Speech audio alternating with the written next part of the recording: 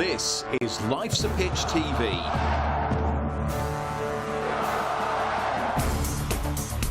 Main sponsor, DPS Tech.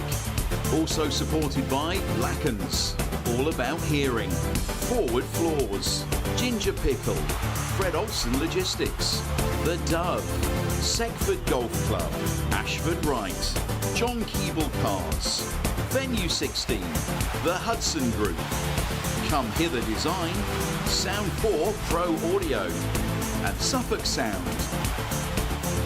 Our charities this year, Cancer Support Suffolk and the Ipswich Town Community Foundation.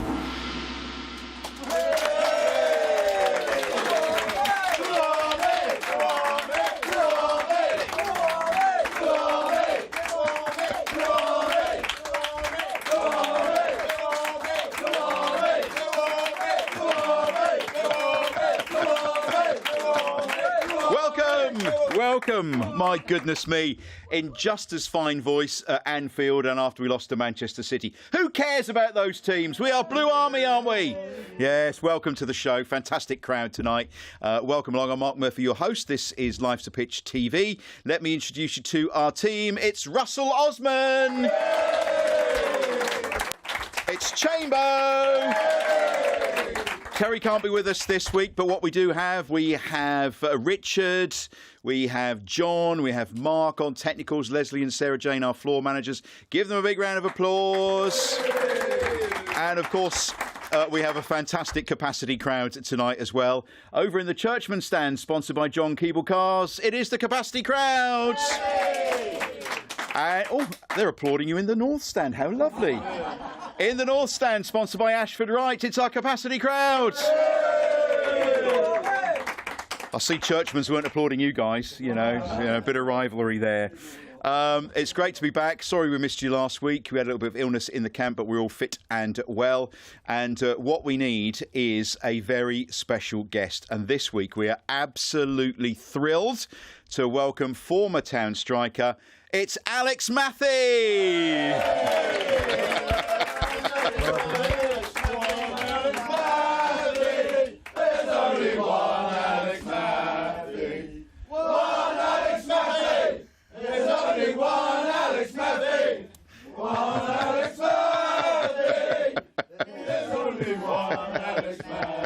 They'll go on for hours, Alex. Thank you.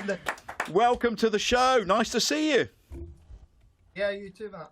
Really good to get you on. And of course, you were at Liverpool at the weekend with Brenner on Radio Suffolk, weren't you? Catching a look at the mighty Liverpool. Although we did get one back, didn't we? So I think we drew the second half. What was your reaction to it, Alex, on the weekend? Yeah, I think we were just a little bit outclassed. They were just too good. I mean, it's the first time I've seen Liverpool live, and the quality they possess is, well, they're looking like champions, aren't they? It's always going to be a tough ask, Russell, wasn't it? Yeah, it was, and I think sometimes, Mark, we've got to play our way into the game, and, to go behind again after 11 minutes was a bit early, and you don't want to be doing that at Anfield away when they're top of the table and you're down the other end. So, nice to see you, Alex. Yeah, you too. Also, you keeping well? Yeah, not bad, mate, not bad. Chambo, going to be a big ask, wasn't it? And it was, wasn't it? Yeah, it's just that period when you're playing two of the best teams in the world, let alone in England. So, yeah, it's just an experience for everyone. Yeah, like Russ said, if you can hold out as long as possible at Anfield, but once that door's opened, especially early on, it's such an uphill task, and it showed the difference in levels that currently exist between top and bottom in the league. Yeah, huge, really. I mean, they're two, as you say, two of the best teams, not just in the country, but in the world. You've seen them a fair few times this season, the Town. Alex, what do you make of it so far? Yeah, I've been impressed with them. It's a big step up, but I tell you what, the manager and the players have done exceptionally well.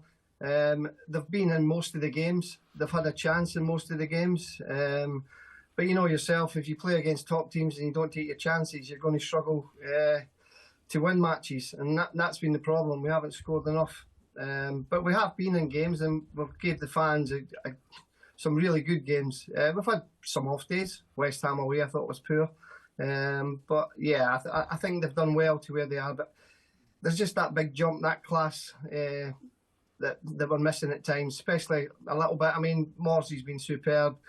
for the club, and Phillips, and he's probably not just done it for us. I just think we're lacking in the midfield a little bit to give it that a little bit more creativity. But Liam Delap's been superb, hasn't he, since he's came? I mean, there are some real bonuses, some great plus points. And, you heard the crowd here. You were there at the final whistle at Anfield. We were, a lot of us at at Portman Road for the Manchester City game. Fans have been superb right the way through the season. There's a few numpties online having a go. But actually, we're on a journey, aren't we? What a journey we're on. Oh, yeah, definitely. And where we are now, who would have dreamt this 3-4 seasons ago? It's fantastic what they've done, and the club's done. And the board as well have done exceptionally well getting us to where we are. But the players have got to take honestly, hats off to them. They've done fantastic. They really have. Chambo, we're in the middle of the window at the moment still, aren't we? We've got some movement. Do you think we're going to get anybody else in? I think so. Obviously, Harry's gone out today, which is definitely a good move for him. Top of the table in the Championship. He needs to play some football, but that means he's still our player as well, regardless of what happens this season. But yeah, I think they'll be working to the deadline. I think we need as many additions as possible over the line. I haven't heard too many whispers on who we're after, but they seem to be able to keep quite a close ship at the moment. But it'll be interesting to see what does happen these last couple of days, because I think there'll be quite a bit more business done. Right, okay. What do you think, Russ? What, defensively, you think? I think they need 3 or 4 if they can get them. Yeah, I think we need to strengthen in 1 or 2 areas, and I think we need to strengthen at the back. But you've got to go for the right sort of player. I think we need a bit of experience back there at the moment, somebody that can try and lock up the 18-yard box a little bit, and make sure that the players are in and alongside each other when they're under pressure, when they're getting attacked. We seem to be a little bit far apart from each other at times. When I know if I was playing alongside Terry or watching our Luke plays, if I'm going to challenge for the ball, I want a teammate alongside me that if I make a mistake, he's there to bail me out. And at the moment, we don't have enough of that. So I think we've had examples in the games, especially the last couple, where we've had enough bodies around the action periods, but we're just not locking out those key moments. Man City's goals especially. We've got a lot of numbers there. We play 5 at the back at times, but it's just actually not just being in the area. You have to make a difference. Yeah, you have to be quicker than the next man, don't you? Yeah, exactly that. And we've seen quite a few changes. We're far from a settled defensive lineup, aren't we? And it's all about partnerships, isn't it, surely? I think it's about partnerships, but, you have to give credit to the players you're playing against. Alex Mathie is a terrific striker. So when he gets anywhere near the 18-yard box, you as a defender, you've got to switch on to a different level. If I was playing against Alex, I would have to be more alert when we got around the 18-yard box, and how I dealt with him, if you know what I mean. Maybe on the halfway line, different kettle of fish. But in and around the 18-yard box, that's when you really have to be on your guard and respect what these players are capable of doing. Good goal scorers come alive in the 18-yard box. I just think at times we're treating players the same all over the pitch, and I don't think we're paying enough respect to some of the good goal scorers that are out there. You agree with that, Chambo? Yeah. Also, as well, you've got the midfield as well. Yeah, it's interesting when you. I mean, what did you make of Salah's goal, Alex? I mean, that an impossible angle, wasn't it? Yeah, and I think Leafs just get caught underneath the ball. He's went to there was no need for him to go underneath that at the time. He's got to drop off. Yeah. And so it's on Salah rather than be under. I don't know what Luke thinks about that, but I think he's got caught underneath his centre half a little bit. But I think as well, you had Phillips and you had Morsey in there. But the balls that were played through were from the midfield. There's too much space in front of the back four. There was too many gaps in so many occasions against top teams, and we don't fill those gaps like Russell's saying. We don't close people down. It's a back 5, but there's too many. There's too many little channels to slip balls into, and we're not marking the space. We're not guarding the space. We should be pushing them out, not letting them run in there. Yeah, I'd agree with that. I think what the club and the team did so well, again, it goes back to, I think, partnerships and people knowing who they're playing with. I think there's been lots of changes, obviously, goalkeeper situations, centre-halves, full-backs, pretty much every week. And what they did so well over 2 or 3 years is they had that settled back four plus the 2 in front. And whenever the ball went wide, they knew exactly what their roles were, whereas I feel there's just a little bit of a disconnect at the moment. And when you step up a level, to have that disconnect and not affect the initial ball or put pressure where it's needed to be put, that's when you get punished. And every single team you come up against has got unbelievable technique and brilliant strikers, attackers, and you give them time and space. Even one chance, it's a goal. So it's just really tightening up. And I think we did that pre these last 2 games. We started to give teams a bit more respect as opposed to going toe for toe for the last 3 or 4 months where we were just trying to outplay the opposition, whereas we changed tact a little bit. Brighton was probably something different. We could have attacked that game a bit more. Yeah, so Chelsea, Bristol Rovers and the Fulham game, we seem to be on felt top like we of were it, didn't turning we? a corner, didn't it? Yeah. We're going good guns. And then you come against the 2 big powerhouses there, that really. Are we reading too much into the last 2 games? Because they are exceptional teams, aren't they? Yeah, I think so. I mean, we're back to where we started. If we'd looked at the Manchester, and when they started the season, Manchester and Liverpool, you weren't expecting to get anything out of that at all. I mean, anything you get anything out, it's a bonus. We held Liverpool for over an hour in the first game of the season. But once they get that first goal, they just step up and they seem to relax. The big teams relax once they get the goal, and then the qualities come out. But I think, I'm still quite quietly confident that we'll stay up this season. I think there'll be teams worse than us, but we've got to beat the teams around us. We've got Leicester, Everton. We've got Southampton next week. We've got Wolves to play at home. So we've got really teams around us that we can go and take points off. I think we've just got to forget about these. And every game we go out there and try and beat them. Southampton's massive. And again, Wolves, Everton, Leicester, West Ham. We've got all them to play. So it's up to us. It's still in our hands. Yeah. Alex, I was talking to Mark earlier and we're talking about the Liverpool game and tying it in with the Man City game the week before. The professionalism of the players, the Manchester City players and the Liverpool players, is sort of extraordinary, because I noticed it probably more with Manchester City. Very workmanlike, very professional, very respectful to the opposition, to their opponents, but just got on and did a very professional job. You know, it took them 20 odd minutes to get the first goal, but then it just went bang, bang. There was no showboating, nothing like that. They were just getting the job done and getting it done efficiently. And I think there's the same from Liverpool. There seems to be a very professional attitude to the way these top teams are playing at the moment. They take no prisoners and they just get on and do the job. What was it like in your day then, Russell? We didn't take many prisoners either, Mark, but we had a bit of a laugh on the way. But it looks like these lads are just they're just go out, get the job done. That's it. Go home, move on, get on the next flight. They're very focused when they lose the ball. They're workmanlike to get the ball back. It was astounding. Even though they're cruising at 3-0, when they lost the ball, there was one time they lost the ball in the second half, and Salah's chased all the way back to clear it and pass it back to his goalkeeper. I mean, that's just, as you say, professionalism and want to get the job done. They all know their jobs.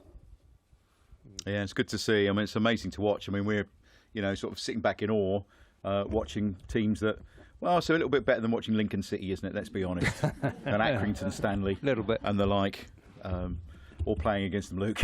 Yeah, absolutely. No, it's brilliant. And as disappointed as everyone would be, and fans, and it's the hope that kills you, isn't it? We're going to go to Anfield, we're going to get a result. You're going to play Man City, we're going to get a result. Very, very unlikely. So you just have to move on and try and improve on the things that we can. And I think the one thing you do notice, the whole fan base stayed behind for both of those games, right to the very end. No quick exodus, no one leaving early. Just sums up where the club is at the minute, which is brilliant. Awesome. Just how big, Luke, is then Southampton this coming weekend? Enormous. There is no bigger game. And that will apply to every single game that comes between now and the end of the season. Every single focus, regardless of who's next week or the week after, it's literally everything rides on this result. They're pretty much adrift now. that shows how far we have come and what a good season that Ipswich have had to be in a position where they are still within touching distance of getting out of that bottom three and being a much better side than Southampton. So, but again, they've been pretty strong recently, winning games till late, kept going, played against some tough teams as well, and they've obviously changed their manager. So it's going to be an interesting one, but it's one that the club have to win. Yeah. What do you think, Alex? It's a fixture we're all looking forward to and thinking this is going to be 3 points at home. But as I remember dear George Burley saying, there are no easy games in the Premier League. Yeah, I think 4 games ago I would have took us to beat Southampton. Unfortunately, the new manager, I mean, I watched him against Man United and I watched him the other week there as well. And he's turned it around a little bit. They've not had the breaks in front of goal and stuff. But yeah, the confidence must be low in the camp. But the new manager come in doesn't help the cause. But I agree with Luke. It's a massive, massive game Saturday, and we've got to get that 3 points. You get that 3 points, it gives the players more confidence to go into the next game. Your old club, of course, Russ. Yeah, I had 3 great years down there, really. I went from Ipswich, I went to Leicester for 3 years. Then from Leicester, I went to Southampton for 3 years. Lovely place, lived down in Bewley in the New Forest. It's fantastic. We lost Chris Nicholl, the manager, earlier on this year, but I was lucky I played in a very, very entertaining Southampton side. Matt Le Tissier, Rodney Wallace, Alan Shearer, Matt Le Tissier, John Burge in goal. If anybody wants to read about a nutcase goalkeeper, read John Burge's autobiography. Jimmy Case, absolute assassin in midfield, and Glenn Cockrell. They were great. They were wonderful characters as well. So, yeah, I had 3 fantastic years there. And it's great to see them get promotion last year. And this year, it's just been a tough ride for them. They've tried to play pure football all the time. And the managers encourage them to do that. And they've been found out a little bit. They're going to fancy themselves, though, aren't they? What have they got to lose? Everybody thinks they're down now already. So, they probably are. So they've got nothing to lose by coming to Portman Road and giving a show. So it will be a very tough game. And Chamber, we've talked in the past about integrating new players. You know what it's like having a whole load of new players arrive when you were at the club. We've had quite a few players this season, and of course two more to integrate in Philogene, or is it Jaden, or both? What does he have Jaden on the back of his shirt? Have they run out of G's or something? Or is it 2? I don't know, anyway. Something I don't really want to get into, to be honest. It's okay. But he's got to integrate in. And also the fella in Esso from Brighton, who looked a beast when he first came on against Liverpool. My goodness. But, he's going to want to play these players. And again, so it's a new lineup and a new team again, isn't it? Yeah, but I don't know about the guys as well and everyone here that I still don't think we know what our best team is in the Premier League. And we're still searching for that chemistry. Yep. We're still wanting new players because we're desperate as a club to stay in the Premier League. So whatever that takes, whether that's new players, whether that's reverting to what we know, I haven't got the answers. But does Kieran go on his best 11 for a particular opponent? I think he has done, hasn't he? What he feels is the right thing to do in every single game. There's been no real, like I said before, no real consistency of selection. That's even with the front line. And obviously we've lost Wes now. Still waiting to hear on what that's going to be. Absolutely gutted for him. It didn't look great. But, yeah, bringing in Jaden, as we're going to call him, is someone that we wanted in the summer. But, again, he's not played loads of football, so he's going to come on. He's going to have to take a while maybe to get up to speed, which is probably the same for most players that will be available to Ipswich at the moment. They're going to take a while. They're not going to come in unless we find 20, 30 million from somewhere to get them straight in, out of another team and straight playing for us. We've got the money. Well, you know more than me, Mark. Well, we I think it's tough as well. Just you've not got that continuity that we had in the Championship, and you can do that in the Championship, and you can do that in League One. You can have the continuity. You can play the same team, same 11 all the way through, barring injuries. But in the Premiership, he doesn't know he's starting his best 11. I don't think yet, because he doesn't know who can play at that level yet, and he's still experimenting. So it's tough for the manager as well. But I think you're right. I think he picks his 11 that he thinks is good enough to play against that 11 that he's playing with, which is the only way he can do it till he gets that continuity. Too many options, do you think, Alex? Sorry, Ross? Too many options? Yeah, I think there isn't so many key positions. I think there's too many options. I still think the wing back areas, the right wing back's still up for grabs. I mean, Johnson's come in and done all right. Obviously, we're all sorry about Burns getting injured, but I don't think he was a wing back anyway. Johnson's come in and done all right. Twanzebe coming in there, can you play him at right wing back, but does he get forward enough? But I mean, Leaf's the one that bombs forward, but it leaves the gaps at the back and that channel between the centre half and the full back, which causes a little bit of an issue at times. So in the midfield, I mean, I like Kajust. He gives us legs in the midfield. Morsey and Phillips don't give us that legs. I mean, the captain's been great, don't get me wrong. But I just think we need a little bit more legs in the midfield that's going to get us forward. We said goodbye to the fridge, George Edmonton. Good move for him. He's been a great servant, called upon and performed whenever he's been called upon, Luke. Yeah, and I was at the Coventry game at the end of last season when he was brought in. Yep. And I spoke to Wolfie before that game, and Wolfie couldn't believe it, but the decision proved to be right because the opposition that he was used for, probably back to the point that we're making, Kieran's made changes for specific opposition. But yeah, whenever he was called upon, he played really, really well. He didn't play loads of games for us, and what he's done is gone out, used the promotion and him being involved in that and getting a really good move to Middlesbrough and playing really, really well. And it's probably that is what he needed, and it's great. And that, again, it frees up another spot. But the centre-half position for me is where I think they've all done pretty well, but no one's actually grabbed that position with both hands yet, and I don't think there's any real hierarchy to that position. I think everyone's much of a muchness at the moment. There's Wolfie in this because there's talk about him going out, isn't there? Well, he won't be happy sitting on the bench, which no player is really. He's not here just to be a bit part player in the Premier League. He'll want to play football. So yeah, it's a conundrum, isn't it? It is, and I think he's done really, really well. These are all the options that we keep talking about. Has he got too many options? You know, he's got a number of permutations that he can play just with the two centre-halves. But then again, he'll probably play three centre-halves and wing-backs. So there's so many different variations of how you can play. It's I think we've got three similar players in Godfrey, Twanzebe and Johnson now. Yeah. So I'm not sure where Godfrey plays. I've seen him play midfield before. I've seen him play centre-half. I've seen him play right-back. I'm not sure I've seen him play wing-back. He's very athletic, but I don't think he's going to create too much from that position as a Leaf Davis might. So yeah, like the options are there for Kieran, but I'm glad I'm not picking them. Yeah. Do you think, Alex, too many options for same positions?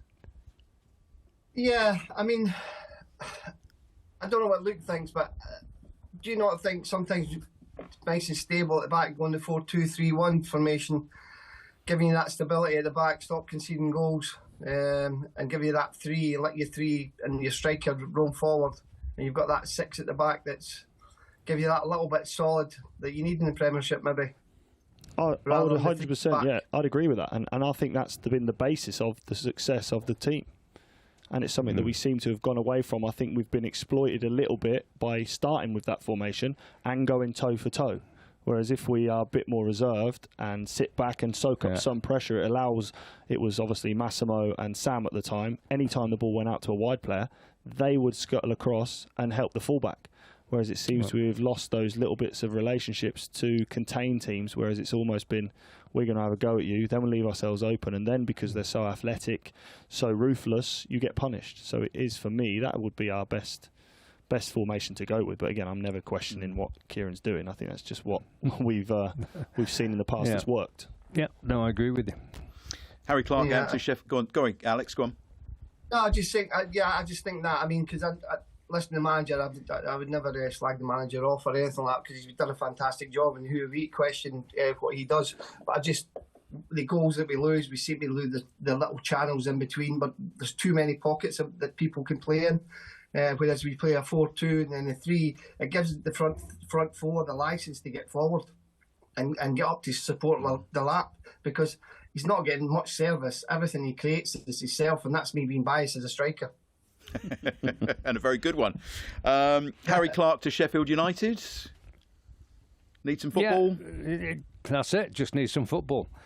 You know, I think he did extremely well last year with the injuries that he had. He had 2 Achilles ops, you know, and if you've ever had an Achilles problem, you know, and you try to carry on playing with a sore Achilles, it is excruciating, and you're never quite sure whether playing it's going to rupture, whether you're going to end up with a bigger problem, or whether you can get through the game. And you know, he played through a lot of games with a bit of a problem there. You know, got away with it, but had to have the ops in the summer. So I wish him all the best. Yeah, he's a good lad, isn't he? Yeah, good lad. Yeah, and I don't think that's the end of the journey for him at Ipswich by any means. Yeah, I think it's a great signing for Sheffield United, and I've watched a lot of them this year, covered a lot of their games. And it's something that he can add to their team. Yeah. Did they do a fist pump up there? He'll take that up there, won't he? He's yeah, trademarked I don't it. think so, yeah. But no, he's a great lad, and I'm pleased he's been able to live his dream so far. But I think that injury that he's carried for a while, for a real long time, to get through what he did. But the setback was him having that up and then having that time to recover, and then the season kicks off and he's not quite up to speed. So that's once that starts running away from your, seasons just disappear. So I'm delighted that he's got an opportunity to go and play. So painful. You have sore Achilles tendons are horrible. I had him for about 2 seasons, and an old physio gave me a little trick, and it was only about how I wore a little foam padding in my boots, and I got a problem with both my Achilles, and I had a little felt raise on the outside of both of my heels for a while. Then I take them out, and they'd be all right. Then I put them back in again. Then I take them out, and that kept me going for about the last 2 or 3 years that I was playing. Started at Leicester, so Leicester Southampton. Well, a lot longer than that, about 5 or 6 years. I thought you just recovered with a wet sponge. That's all we had, yeah. The magic sponge. Yeah, the wet sponge. Whatever happened to that? Now he just walks around golf courses all day, every day now. And Alex like as a striker, Ali Al-Hamadi going off to Stoke on loan. Again, good move for him, because it was a big jump, wasn't it, for him, from where he was with Wimbledon to be playing in the Premier League? Oh, definitely. And listen, he's done well since he came in from Wimbledon up to us. But yeah, he needs to go and play football. He needs to be playing. He's a young lad. He wants to go and play. To go there, that's a great move for him. Get some games under his belt, and he'll come good again, because he's got a lot of attributes. Yeah, smart move, boys, for him. Yeah, very good. Like I say, I agree with Alex. He's just got to play football. You've got to want to play football. Yeah, he definitely wants to play football. Well, you can see that when he comes on, runs around. Yeah, and that's what he does. He plays on instinct, and he hasn't been able to do that because he's constantly trying to impress and constantly trying to do things that haven't been natural to him at times. So when he was at Wimbledon, a smaller pond, doing what he does best naturally is something that he'll need to do at Stoke, because again, for me, the step up that he made initially to Ipswich was a massive step up.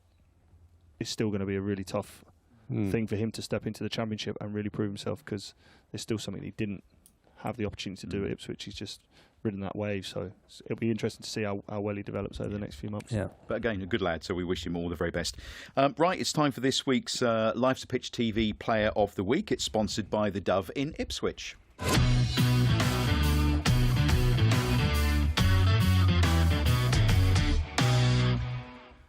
And Alex, as you were there at Anfield, would you like to have first pick of Player of the Week against Liverpool for us? Oh, that's a tough one, isn't it? Alex, whatever you pick, I'm going to copy you, mate. So yeah, all right, it's on you. And me. Yeah, Player of the Week. There was a few subs that came on. I thought Broadhead came on and done well against Liverpool. I thought he gave us something different, but he was only on for 20-25 minutes. Connor Townsend thought he did well when he came on. I would probably give it to one of the centre halves. Yeah, one of the centre halves for me. Okay. Do you want to pick one? There's two here. Or do you want to ask a couple of friends over on the other settee? Phone a friend. It's a difficult one. Chambo, come on. I would usually stick up my centre half, but we conceded 4, didn't they? So, but then Greaves, he scored, so that'll do. Why did I think that was going to come out? It's a hard one. And I thought possibly from Russell as well, but go on. Yeah, no, I agree. Yeah. Greaves kept going to the final whistle. Got a goal, decent goal, good finish. Good golfer as well, by the way. Scored at Anfield on his CV now, eh? That's Yeah, it. scored at Anfield, yeah. In the Premier League. There you go. There you go. Not bad. Would Player you of go the along week. with that, Alex? Can we get a clean sweep from the three of you? I would have went with Greaves with the goal as well. And he's been unfortunate this season as well. I thought he's done exceptionally well stepping up into the Premiership. I think he's done well. He's had a few mistakes, but listen, we're all going to have mistakes at this level, moving up. But yeah, I think he's been one of the centre halves. I think O'Shea's done it well. The both of them have done well since they've came in. It's who, if he's going to play a 3, it's who played well. And Wolfie's done well. I like Wolfie. I do like him. He does get casual at times, but I do like him as a player. Good stuff. Jacob Greaves, Player of the Week, everybody. Don't forget, if you'd like to be part of our Capacity Crowd, go to www.lifesapitch.tv, click on Capacity Crowd and apply, and you could be here with free beer and snacks in the warm in February. Okay, what more would you want to do on a Wednesday night? Alex, let's talk about your time at Town. How did you end up at Town? At the time, I was at Newcastle, and George had just took over at Ipswich Town, George Burley, and I was looking because I thought I might have got a chance because Coley had just gone to Man United, and I thought I might get a chance at Newcastle, but they signed Paul Kitson at the time for 4 million or something like that. So I was always going to be a bit back player, and like we were talking about earlier, I proved myself a little bit. We played the reserves and coming on and scoring goals for Newcastle, and the reason I left Celtic is because I wanted to play football, and I went down to Green at Morton. I played regular, and I loved playing football. That was what I loved about the game, the enjoyment of it. And so when I went to Newcastle, I knew I was going to need to bide my time because the quality players that were there, and I got a chance and I took it. And at the end, I just said, "Listen, I want to play," and I said to Keegan that I want to play. So Sunderland came in for me, but he wouldn't sell me to Sunderland.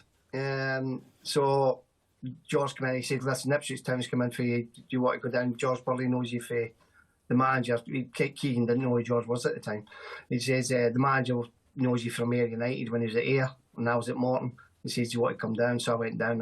And George just sold the club to me, and Davy Sheepshanks sold the club to me. It was a great club. So yeah, and it was the best move I made. I should have never left, to be fair.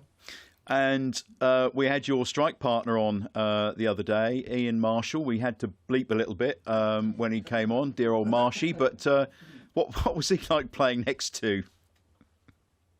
Marshy. No, Marshy was brilliant. It really was. We had some good banter. I mean, Marshy, he always used to say that he'd set up all my goals, and I never set any up for him, which was a complete lie. But yeah, we had a love-hate relationship, me and Marshy, on the pitch. But he was always slagging me off, and I was always slagging him off. But on the pitch, we clicked. So yeah, it's typical Scouser, and you just can't shut him up. Between you scored a lot of goals, didn't you? We had a really good season one season. I think we both scored 19 each, was it? Yeah, 19 each, and he still says that I only scored 18 because the Anglo-Italian Cup didn't count. And that played the Anglo-Italian, Reggiana and stuff like that over there, so that was fun. But yeah, I mean, it was great to work. He took a lot of stick for me.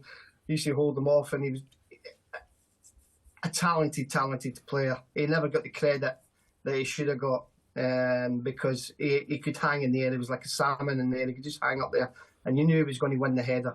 And he had great feet for a big lad as well, and pacey. So it goes to prove he went to Leicester, and he could play centre half as well. So yeah, Marshy was outstanding for Ipswich Town. Well, so indeed were you. Yeah. Well, we've got a friend here, Stephen, who, Alex, wants to say thank you to you. He's been waiting quite some time to be able to do this. Yeah. Hello, Alex, from our Strew Blues here in Suffolk. It's taken me 27 years to catch up with you, to say a very big thank you for my 50th birthday present. I was 50 and I was celebrating at Portman Road on the 21st of February 1998. Do you remember it? And you presented me and several others like me with that wonderful hat trick against, dare I say it, Norwich City. It was absolutely fantastic. I think Bobby Petter got the other two, didn't he? He did, yeah. Yeah, it was a fantastic night. I remember celebrating your goals, And I remember waking up with a very nasty headache the next morning. So thank you from all of us here for those fantastic memories. Brilliant. Thank you. What can you remember of that day, Alex? Quite a lot, to be fair. I mean, I've reminisced quite a few times over the years. But yeah, it was something. It was one of these things. I'll always be remembered for it, and it's.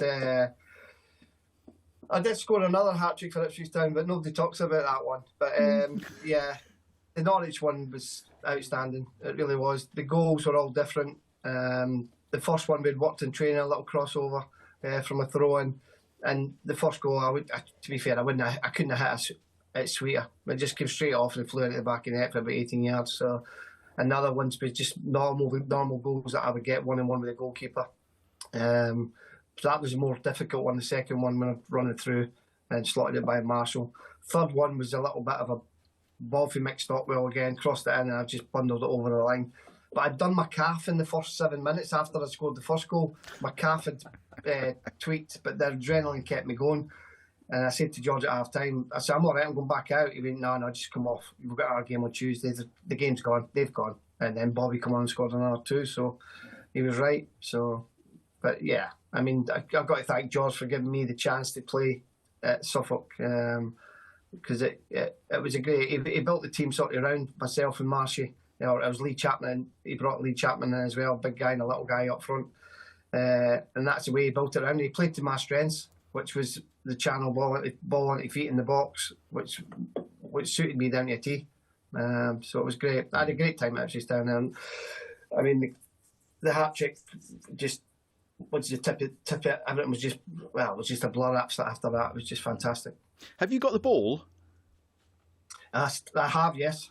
Okay, because we've got one as well. Yeah. Yeah, we have. Chambo, just pick that ball up. Okay. This is one that was one of the match balls that day. Right. Ended up on the roof. Someone went and rescued it, and then donated it to us for our little Hall of Fame in here. So you've kicked that ball, and you may have even scored a goal with it. I probably put it in the stand. Yeah, definitely. It's not one of mine. But that is a magic ball from that night as well. And of course, it's written you in folklore, hasn't it? I remember when I was on BBC Radio Suffolk, the amount of times that we would chat and remind you of that hat trick. Yeah, and it's a great thing to be reminded of. You don't score many hat tricks in your career unless you're Haaland, you know what I mean? But yeah, I mean, I scored one against Sunderland, which meant a lot to me as well, being an ex-Newcastle player. So that was at Portman Road as well. But we never talk about that one. Never talk about ours either. Do the Chamber. Yeah. Not what our hat tricks? No, never, mate. Say, it's not about us though. It's fine. Sorry, boys. Who were the characters when you were at town then, Alex? Who were the jokers in the pack? Marshy. Gus Uhlenbeck had an infectious laugh. He had a right infectious laugh. He was a funny lad. We had Melts, Simon Milton, who was still at the club. He was a great lad. Mickey Stockwell, but Kieran Dyer coming up through the ranks. He's a cocky lad, but right as well. Chappie, we used to give Lee Chapman a lot of stick because Lee Chapman was his wife at the time she was in that sitcom. I can't remember what it was called. Men Behaving Badly. But, yeah, she was in that, and she was something else that she was in. But we used to go on a tour, and I can always remember Marcy used to wind Chappie up and saying like, "Oh, the cameras are there. Oh, they're spying on me because something's happened with Leslie, and something was going on with Leslie Ash, I think, at the time." And he was going on with the cameras, and it was only a guy taking a photograph, but he was going up to saying it was the media taking photos of him and stuff like that. But Marcy had a field day. He really did. But a lovely lad, Lee Chapman, such a nice guy. So we had a lot of good players. We had a lot of good nights out there when we played. A few nights when we played the Anglo-Italian Cup games. There was some nights coming back on the planes. Well, I can't remember some of them, to be fair, but yeah. Carried on your tradition, Russell. Yes, good lad. Yeah. And I know what he's on about. Who would you choose to go out on a night with then, Alex? I normally went out with Warkie, to be fair. You could understand each other, couldn't you? Yeah, exactly. I used to go walking. I used to go and see Russell now and again. I used to have a pint with Russ at the court. But yeah, we used to go out, me and Warkie used to go out quite a lot. Who used to buy the drinks between the two of you? It's normally me, because Warkie's quite tight. You used to buy your own? Warkie's used to getting the drinks bought for him. You know what I mean? That's how it was. But Paul Mason was a good lad. I used to go out with Paul Mason and Gerrit Williams. They were good. Mason, Gerrit, and I used to socialise quite a lot. But Mace was a great lad. Good player as well. Underrated left winger. But he was typical Scouser as well. He was a good lad. Yeah, good times. Right, now we have a little quiz, Alex. Normally it's Terry versus Russell each week, but as Terry's not here, Chambo is going to deputise. So it is time for Ask the Legends, sponsored by Seckford Golf Club. And Simon J is here from Seckford at the moment. I think it's 14.5, 7.5. I think to Russell, if memory serves me correct. Terry's not here to correct me, so we'll stick with that. 14.5 Russell, Terry 7.5. So Chambo, you're his proxy today. Okay, is that all right? Okay, Alex, feel free to help or hinder here because it does involve you. Okay. Okay. Over to you, Simon. Thank you. Right. We've just been talking about it. The famous hat-trick from 1998 against Norwich. Let's try that again. Oh, come on. They're worse than that. Against Norwich. Right. So Alex scored his first goal after 64 seconds, which he was telling us about a minute ago. His third goal was in the 42nd minute of the game. So 42nd minute or 42-minute hat-trick. But what minute did he score the second goal? So the first was after 64 seconds. The third was after 42. When was the second goal? Alex, Russ has just gone to the toilet, mate, so you can tell me the answer if you want. I couldn't even tell you. I couldn't tell you. I would say about 22, maybe 23 minutes, maybe. Okay. Roughly. You can't go with that, all right? No, I mean, he could be helping, he could be hindering here. You don't know, you don't know. So... Would Terry got this, do you think? Okay. I like mine first. Have you got answers down? You've not been sharing your work, have you two? No. Okay, we haven't had a draw on this yet, have we? So, no. Russell, do you want to turn your board round so everybody can see it and tell us what you've gone for? I've gone for 24 minutes. 24 minutes, okay. Chambo, do you want to turn your board round and tell us what you've gone for? 23 minutes. Alex, what do you reckon it was? I reckon. Oh, suspense. 27. I'm guessing. Complete guess. I'll tell you what, you were close to the first guess that you had. What is it, Simon? Was, yeah, 22nd minute. It was the 22nd minute. So a point Chamber. for Terry Stroke Chamber. Well played, old boy. I remember the game. Brilliant. Cheers, Alex. A fantastic hat-trick. Right. Now, this is interesting, Alex, because what we have is we have our Table Football Challenge now, and this is sponsored by Fred Olsen Logistics.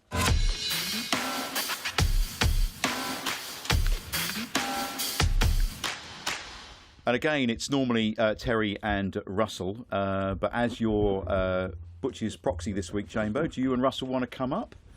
And Alex, we're going to choose from our capacity crowd. Alex, would you like them to come from the Churchman stand or from the North stand to take your place? North stand. Two people to step forward from the North stand, please. Oh, come on, two people from the North stand. Well done, Nate. One more from the North stand. Come on, John. It's Nate and John who are going to take on Chambo and Russell. The idea is it's how many goals you score against our two defenders. You have 60 seconds. At the moment, the top score is 5, which Luke got on our first show. So you have 60 seconds starting from... And we're off. Oh, 1-0 to Luke Chambers and Russell Osman. 1-0. Come on, boys. Come on. At least get one back. Come on. A lot of work in the midfield at the moment. Playing out from the back is John and Nate. It's 2-0. 2 from Chambo. Still 2-0. Good shot from Russell Osman there. Nate and John are desperately trying to get that ball back up again. Hoofing it up. The long ball from our challengers. 15 seconds. Come on, get a goal. Oh, what a save. They have. It's 2-1. 5 seconds. 2-1. See if you can equalise. 5 seconds. 5 seconds. Is it a goal? Cheers, boys. Well done, boys. Come on. Sorry, Alex, we tried for you. We tried, but you know. Picked the wrong stand. Picked the wrong stand. Yeah, should have gone for Churchman's, buddy. Right, it's time for On This Day in History, sponsored by Fred Olsen Logistics.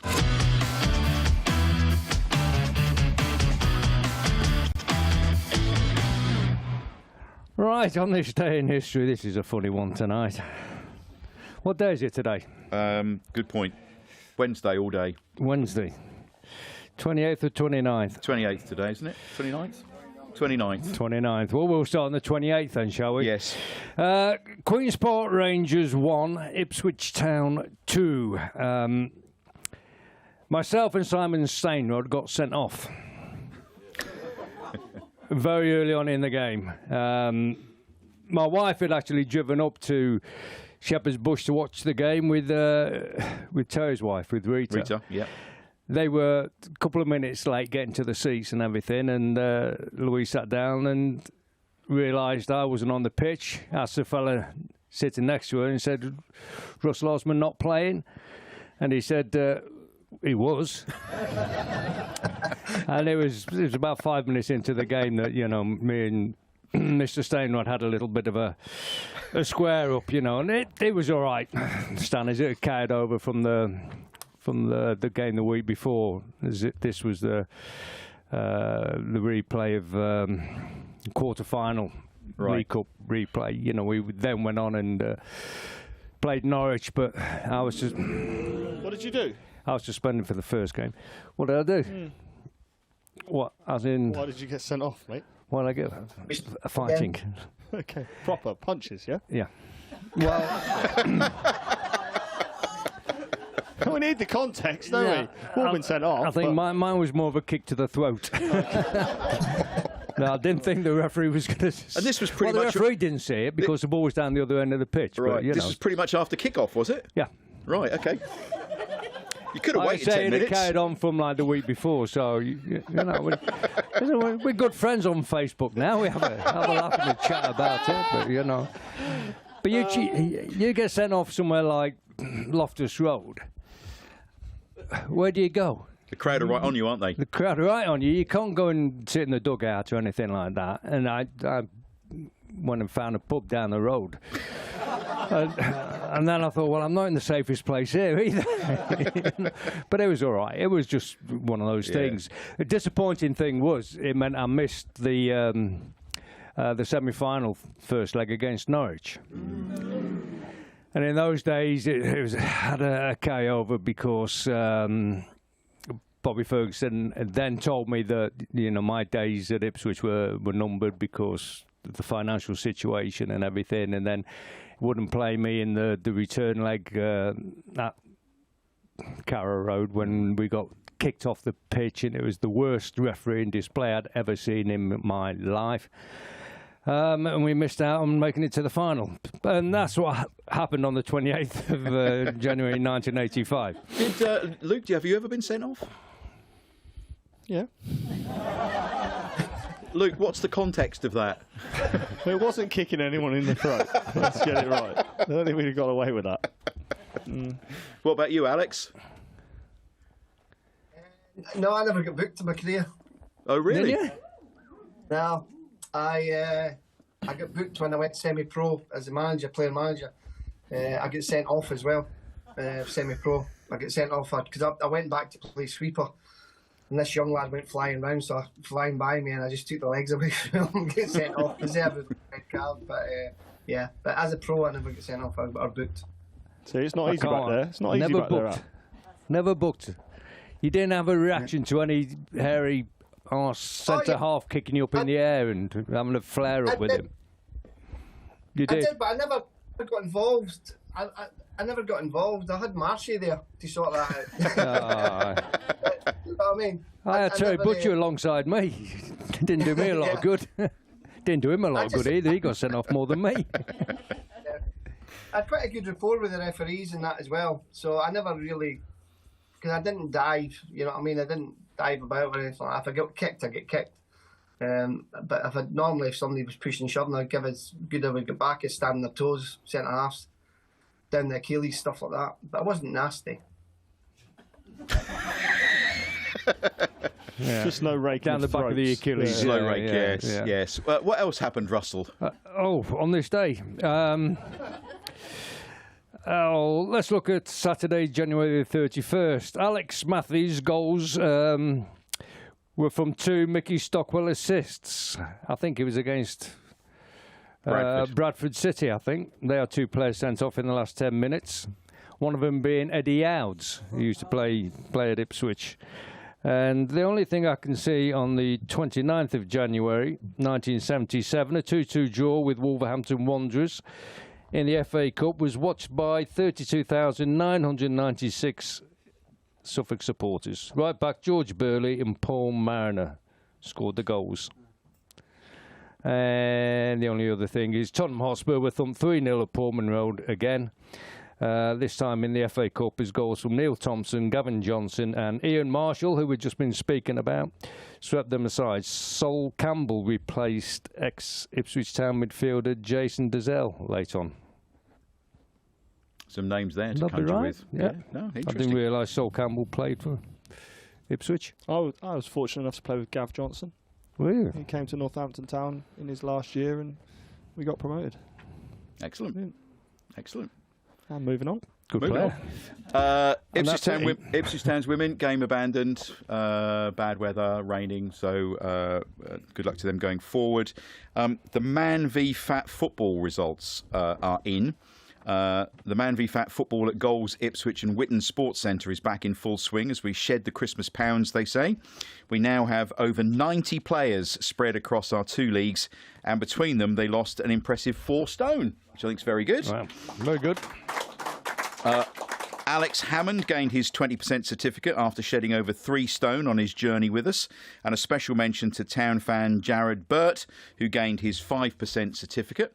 This week's scores: L'Argentina 9, Barely Athletics 7.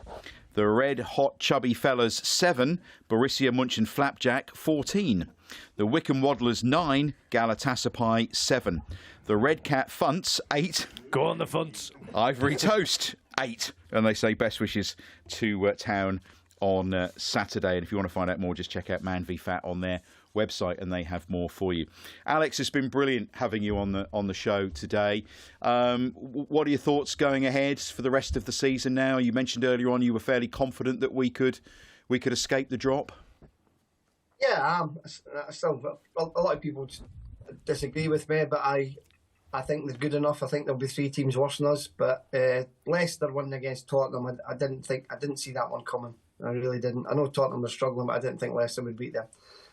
So that put them a bit in the back burner. But yeah, I think a big win on Saturday would be set us on the right direction, definitely. But I'm looking forward to the season. And if we go down, we go down. But it's been great to even have the opportunity to be playing this in the Premiership with a good people, with the club, and be there rather than going to places like, well, you know what I mean, there's just some Fleetwood and stuff like that. It's just ridiculous. Some of the grounds we used to go to and the players used to play on. So, yeah, it's just great to be part of it. And great for you. I mean, you covered a lot of the games along with Brenner on Radio Suffolk for us, and fantastic you are as well. It's lovely to listen to you doing it. But you had some pretty rubbish grounds to go to. So what was it like in Anfield being there as a summariser? What was it like? Tell me. I needed binoculars to watch the game, but no, it was great. It was really good. It's just the hospitality, everything about it. But the one thing I don't like is like the traffic. Try to get to the ground, try to get home afterwards, or try to get to the ground. When you go to Accrington Stanley and stuff, there's only about 5 cars on the road. Yeah. But it's great to go to the big stadiums again and see Town play at the big stadiums and at least having a go. You know, I like them. What I would ask is they just go and have a go and go play without any fear. And if they go down, they go down. But at least they've had a go. Has Brenner booked you for any more this season? We're going to hear you again. Yeah, I do all the northern games north of Birmingham. I've got Everton, Newcastle, and Manchester United still to come. Fantastic. And Nottingham Forest. I've done Nottingham Forest. Yeah, they 3 so far. Yeah. Chamber, are you as confident as Alex that we'll stay up? That we'll stay up. Sorry, I thought you meant in co-commentary roles. Sorry. Not quite yet. I think it's going to be very difficult, but I do feel that we've put ourselves in the best possible position at this stage of the season. At the end of the day, it's probably a 4-team league now down there, so 1 out of the 4 is going to stay up. But I'm very, very hopeful that we can continue to get better, which I think we have all season, and there's still more to come from that team, I think. I mean, it's tough, isn't it? I mean, the jump, it's, you know, the 3 teams that went up are down the bottom again. I mean, it happens so often, doesn't it? It does, and it will continue to do that. Also, yeah. It will continue to be like that, and you look at the sides, I look at the sides in the Championship now, working a lot on that. That's even bigger now. I think that Championship is not as good as it was a while ago, and I think the teams will struggle now that coming up again unless they spend a hell of a lot of money. I feel that Ipswich have spent a hell of a lot of money, but it would be argued whether we're still quite a way away from where the players you'd want for a consistent Premier League club. So again, there's more money that's going to have to be spent, but I'm sure they'll manage it the way they have done over the last few years, as well as they will do moving forward. And of course, we've talked about it before, they are also having, got to have one eye on where they are in the table, and will be, if we are relegated, looking at next season to, bounce back up again. Yeah, I think that's what they've done the whole way along, and we've said it before, I've said it before, we're way ahead from the plan. So, again, I've said it, just keep enjoying the ride, and I think they've been very sensible in the players they have signed, with one eye on what might be, hoping they can improve those players, which Kieran continues to do. So regardless of what happens this season, we'll be in a better place as a football club come the end of the season, regardless of what league we're in. Russ? I fully agree. I think the club's on very solid ground.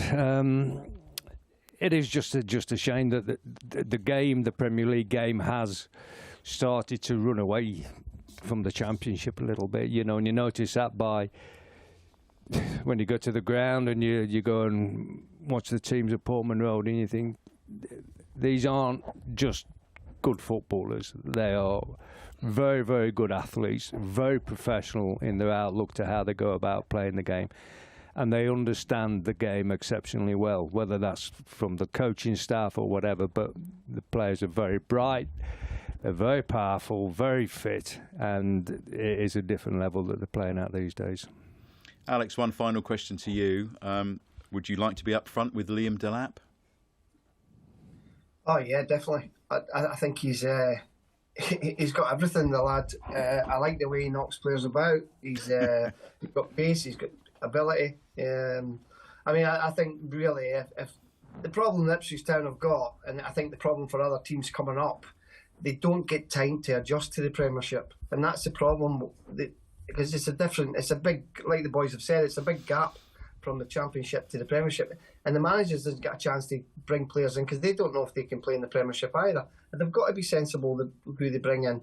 But Delap, I think, if we do go down, I think they'll struggle to hold on to him. But we have got other people in reserve that can do it in the Championship. But yeah, he's been a revelation since he's came to the club. Been a great signing, as is the manager's been a great signing. Well, absolutely. We're out of time. Everybody, Alex Mathie, please.